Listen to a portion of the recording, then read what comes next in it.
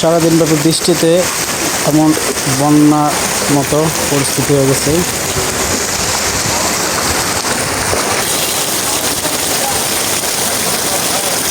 ভাই এত কিছু আমার পায়ে তার দরকার নাই।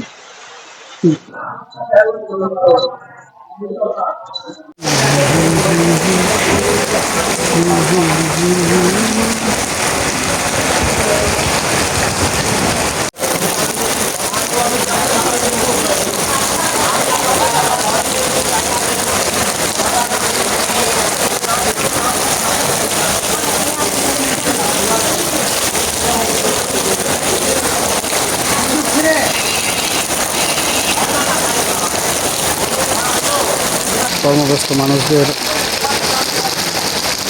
বর্তমান অবস্থাটা দেখলে বোঝা যাচ্ছে জনজীবন কিন্তু মোটামুটি বিপর্যস্ত।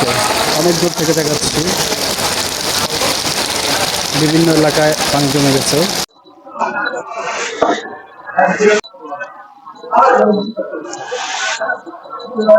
Sorry.